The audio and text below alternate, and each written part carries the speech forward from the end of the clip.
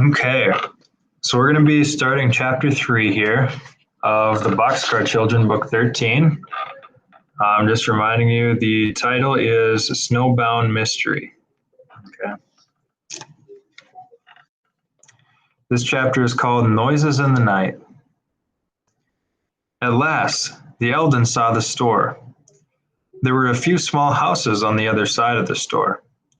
Jessie looked down the road. She said, "This looks like a small village." Benny read the sign, Nelson's store.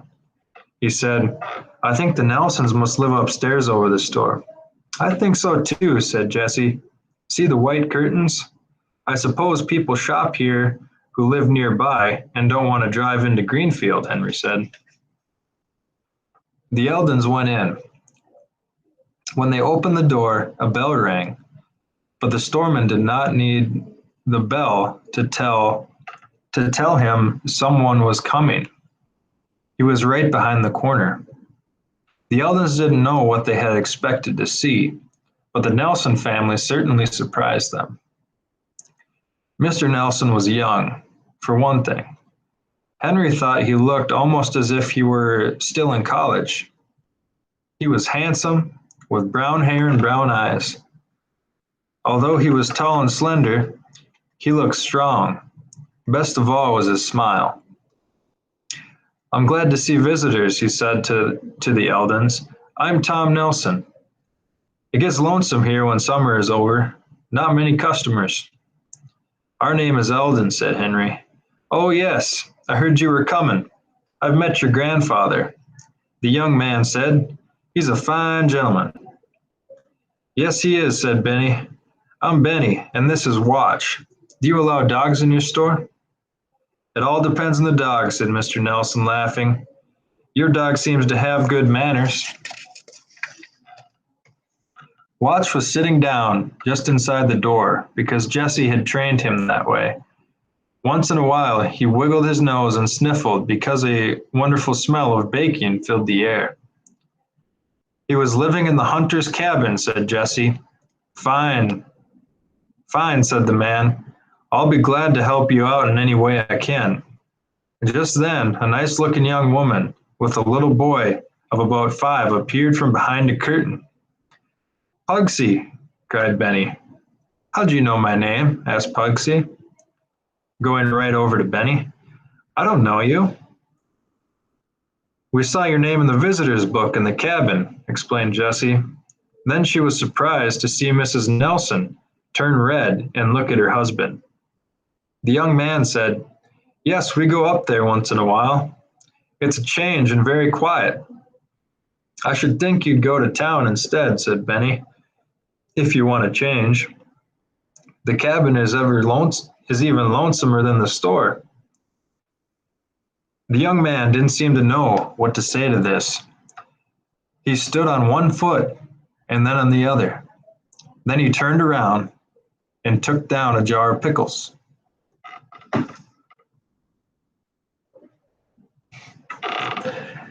And then he put it back on the shelf. "We'd like to buy those pickles," said Jessie. "We all like sweet pickles, and we didn't bring any." Pugsy reached up and took hold of Benny's hand. We look and look at the cabin." "We look," his mother said. "Pugsy, come here and let me fix your shirt." So here's one of the pictures in the book, in the previous page.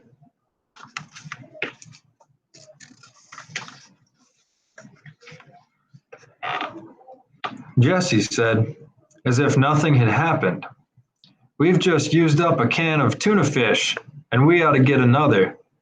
She looked at her list. "Barbara," said Mr. Nelson, "please get the tuna for Mrs. Eldon. It's on your side." Barbara Nelson seemed glad to do this. As she turned her back, she said, "You people look around the store. You may see something else you need." "I know what you need," said Pugsy. "You need some buns." "Oh, yes," said Mr. Nelson. "Pugsy's right. They are very good indeed. But But what? Asked Benny. Well, nothing. I just could make them better than I do. My father and grandfather were both bakers. They made the best buns in the world. You like to cook, don't you? Asked Jessie. She liked it too, and she noticed how Mr. Nelson smiled when he talked about it. Mrs. Nelson answered for him. Mr. Nelson seemed to be dreaming about something. Yes, Tom loves to cook. He's a born baker. He is never so happy as when he is making bread, pies, cookies, and cake. Buns are what he most likes to bake. I like to bake too, said Pugsy. His mother laughed. Yes, he really does. He can make nice round buns all by himself. Pugsy took Benny's hand. I like you, Benny, he said. You're so nice. You ought to buy some of my mother's beef stew. It goes good with buns. Goes well with buns, Pugsy, said his mother. Well, it means just the same, said Pugsy. My father's buns have raisins in them, and my mother's stew has onions in it. Let's try them both, said Henry, the stew and the buns. Jessie's the cook, so she can decide. Yes, let's have some stew and buns, agreed Jessie. I'm sure you'll like the stew, said Mrs. Nelson. I put it up in glass jars. You'll need a quart. When Benny saw the onions and tiny carrots, he said, I think we need 2 quarts, Jessie. Yes, maybe we do. The Eldons are all good eaters. We are going to make a fire tonight in the fireplace, and we'll heat the stew on our oil stove. Do you have plenty of wood for the fireplace? Asked Mr. Nelson. When we were there the last time, we left quite a big pile. Yes, we are grateful for it, said Henry. When we do go home for good, we will leave some too. It's a good cabin, said Barbara. We like it so much. Now don't you want a bag for these glass jars? No, we have our knapsacks, said Violet. Oh, there's the sunflower seed. We want a bag of that too. And look at the big red apples, Jessie. Jessie said, apples are good for dessert. They don't have to be cooked. We'll have a dozen. What a load you have, said Mr. Nelson. Well, there are 4 of us, said Henry. Please don't go, Benny, said Pugsy. I'm sorry, we have to go, said Benny. We have to make a bird feeder. Mrs. Nelson put her hand gently on her little boy's head. She said, don't tease them. They have a long walk back to the cabin. Now, I have put the buns in this little basket with the handle. You don't need to bring it back. I have several. The heavy things will hurt the soft buns. You are so kind, Mrs. Nelson, said Jessie. We'll come again soon. When the Eldons were out of sight of the store, Benny said suddenly, let's stop here a minute and talk. The only thing I can think of is Mrs. Nelson stopping Pugsy when he said, we look and look. Henry nodded. Right, Ben. There's some mystery here. I'm sure of it. Me too, said Jessie. It is strange, isn't it? They are such friendly people, but I am sure they are hiding something. Violet said, I think so too. Well, said Benny, if you all agree with me that something is wrong, we can go along to our cabin. Then we'll have lots of time to talk. We have 2.5 miles to walk. It was rather late when they reached the cabin. It seemed to take longer to get home, said Benny. It does seem like home, Violet said, going in. Jessie said, we always feel at home in our new places, don't we? Just think of the many places where we have lived, and we enjoyed them all. That's because we were all together, said Benny. Let's have supper. Oh, Benny, but I guess you're right, said Jessie. We haven't many dishes. I'll have to find something for the bird feeder. No, said Benny. No, said Benny. Take the little basket with the handle. Hang it on the tree. Of course, replied Jessie. She filled it with the sunflower seed. Henry and Benny walked way around the house because there was no back door. They hung the basket on a low branch of the tree where everyone could see it from the window. Jessie and Violet were bending over, looking at their cooking dishes. Here's a tin saucepan for the stew, said Jessie. But it's the only one. There's no other cooking dish but the frying pan. Violet found one blue bowl, one large white cup, one vegetable dish, and one soup plate. That's fine, Violet, said Jessie, laughing. It's more fun. We each have a dish of some kind anyway. We'll give Benny the big vegetable dish, and I'll take the cup. But I'll fill mine twice. Henry sat in the chair and rubbed the red apples until they shone. We'll have to hurry with supper, he said. It's getting dark. We've got lanterns, Henry said. We've got lanterns, Henry, said Benny. After supper, we'll build a fire in the fireplace, said Henry. Then we can sit around the fire and talk, and the fire will keep us warm all night. They sat down at the table, and Jessie put a different dish before each one. Near the middle of the table were a dozen buns. The stew was delicious. The Eldons talked while they ate. Look, what's on our bird feeder, said Benny. It was a big gray squirrel. Oh dear, said Jessie, I have heard that squirrels scare away birds. Violet said, I have heard that squirrels are simply terrible if they get into a house. We'll have to be careful to keep the door shut. Henry banged on the window, but the squirrel just sat and looked at him. He's clever though, said Benny. See him sit still, just as if he's frozen? He doesn't move at all. Soon, the supper was all gone. Only the apples were left. Henry started to build a fire in the fireplace. He used some pine cones, then some small wood, and last of all, 2 big sticks on top. The fire burned well at once with a fine blaze.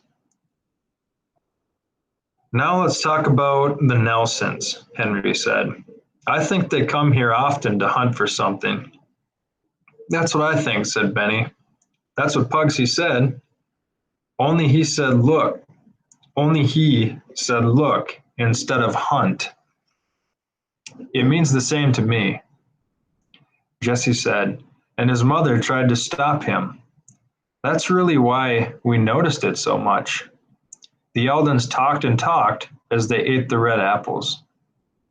When it was really dark outside, Henry put a fire screen up in front of the fire, and they all crawled into their sleeping bags, which were spread on their bunk beds.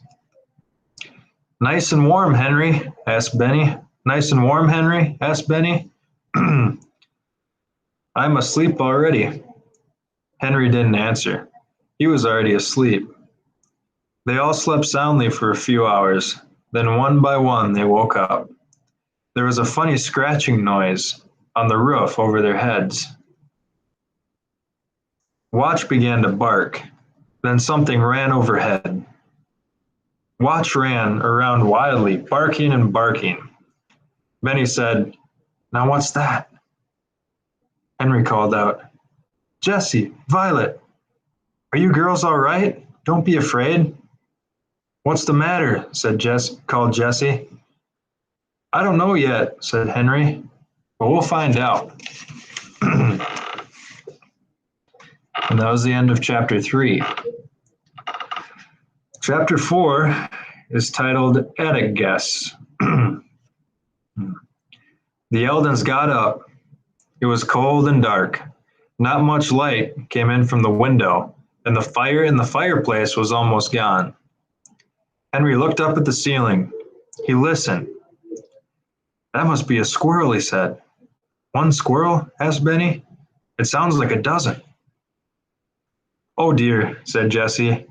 I've been told the only way to get rid of squirrels when they get in a house is to kill them.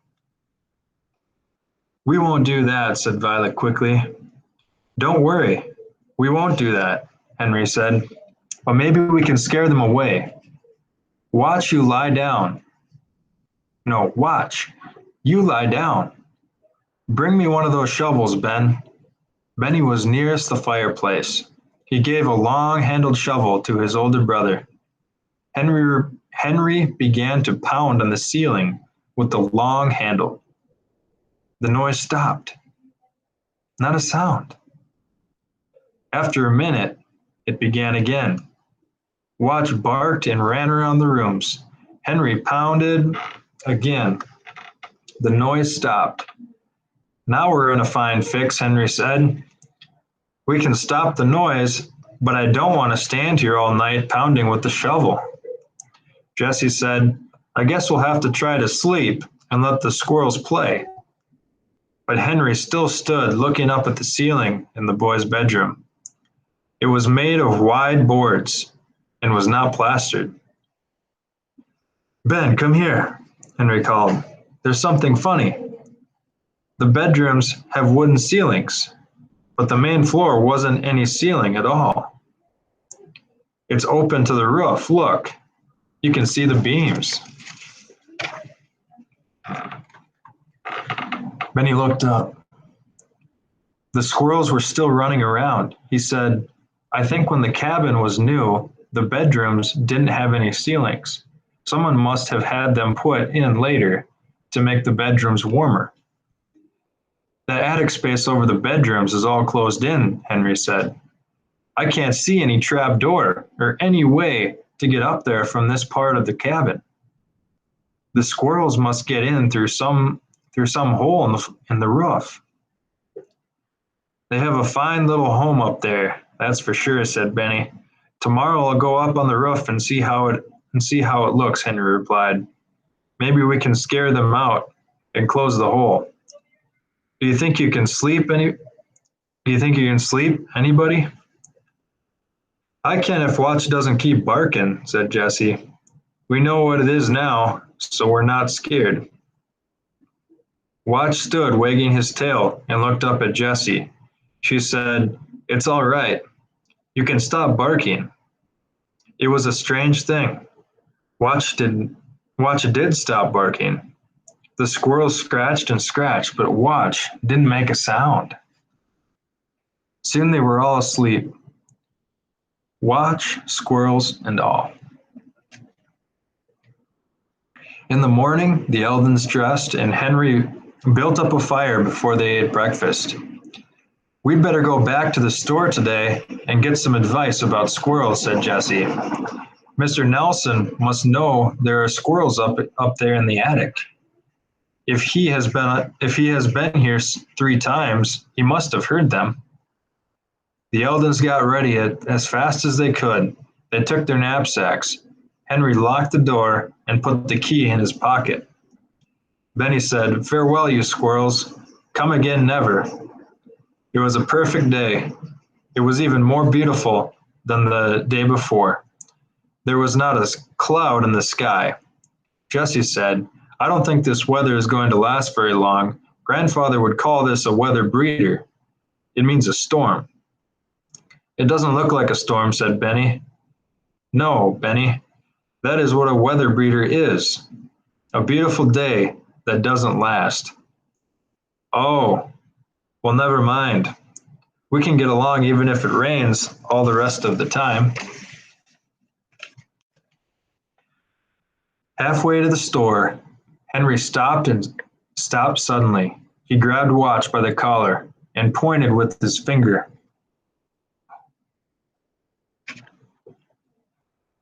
Everybody looked there. Everybody looked where he was pointing. It was a deer. There's the deer. The beautiful animal stood perfectly still with soft brown eyes. He looked at the strangers. Then Watch gave a bark, and the deer gave a high jump. There was a pile of rocks in front of him, and he went right over them and disappeared. What a jumper, said Jesse. He must have jumped 10 feet. And it was uphill, too. Oh, look, there goes another. Look at that jump. That was the doe, said Henry. She doesn't have antlers. But she can jump as well as the other one, said Benny. At last they reached the store. They told Mr. Nelson all about the squirrels.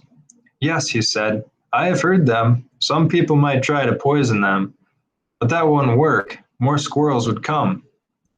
I think your idea of stopping up the hole in the roof is best. Make sure the squirrels are all out, though, before you stop up the hole. Mrs. Nelson said, Tom could let you take some boards and a hammer and nails, couldn't you, Tom? Sure, said Mr. Nelson. Then Jesse told Mrs. Nelson what they wanted to buy.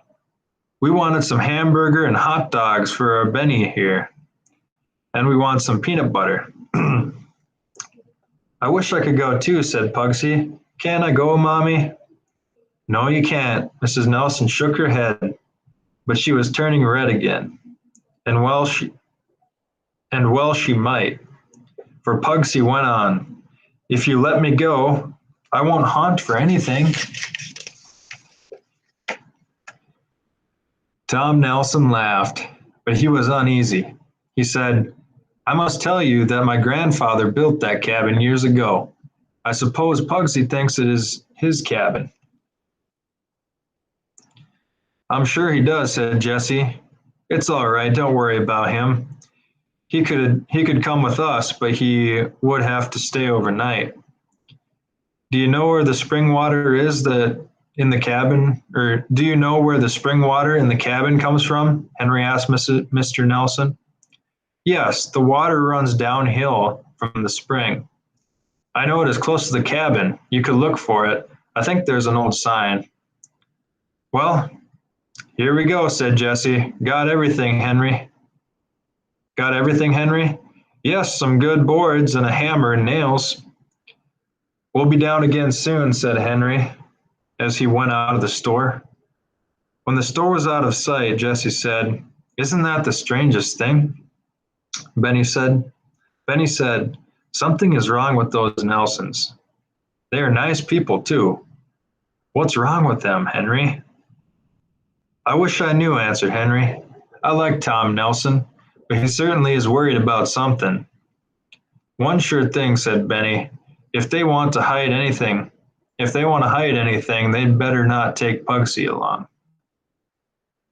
Everyone laughed. Jesse exclaimed, Oh, where's Watch?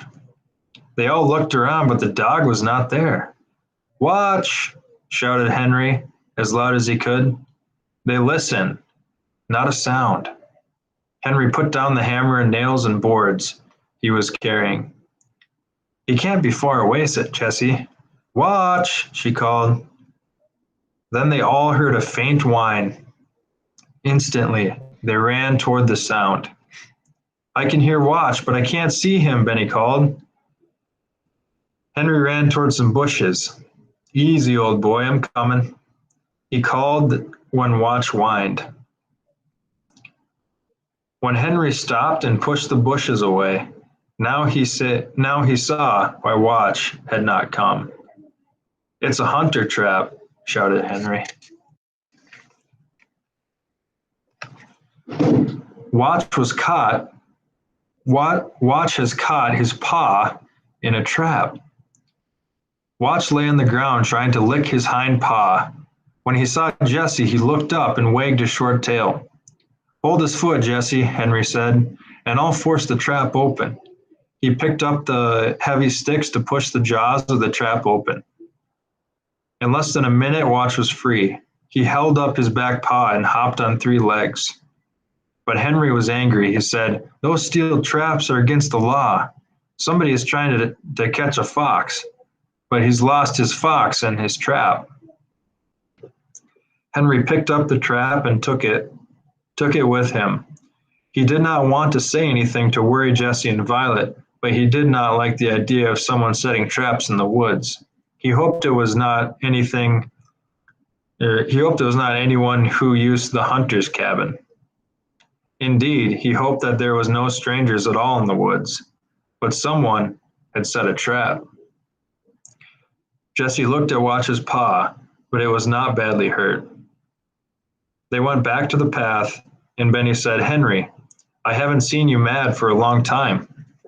"Well, I don't like this," Henry said.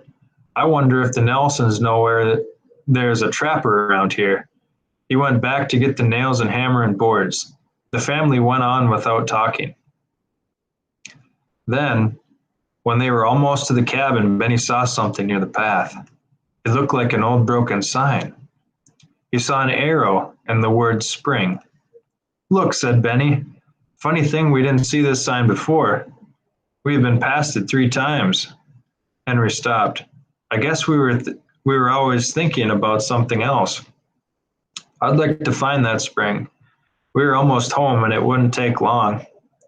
Everyone agreed, all but Watch. He was surprised to see his family go back up the hill. He thought he was going home to lunch, but he turned around too and trotted along beside Jesse. He did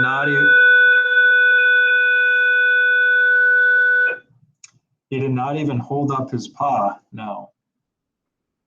There was a path, but it was a poor one. Henry and Benny were both thinking the same thing, but they did not know it. They were wondering if the spring had anything to do with what the Nelsons wanted to find. "Now many people come to look at the spring, I guess," said Violet. "It isn't very easy walking." There was something about it that Violet did not like. Maybe it just seemed too lonely. "I see it," said Benny. "See that wooden cover? The spring must be under it." The cover was about a yard square. Henry and Benny lifted it from the front edge. "Good," said Henry. "It stands up by itself." The Eldons bent over to look inside. The sides of the spring were made of flat stones. The water was clear and about 2 feet deep. It was just a spring. There was no mystery about it. "This never freezes," said Henry. "Why not?" asked Benny. "How do you know?" "Watch it, Ben," said Henry. "See, the water is running in and out all the time. Probably the water comes from a spring 10 feet deep." The Eldons turned to go home, and at that moment, it suddenly began to rain. They all ran. "These boards are getting wet already," Henry called as he ran. "You can't fix the roof today," said Benny. "I never thought it would rain," said Violet. "It's that old weather breeder," said Benny. "Hurry up, Henry, and unlock the door. My hair is all wet." When the Eldons were safely in the cabin,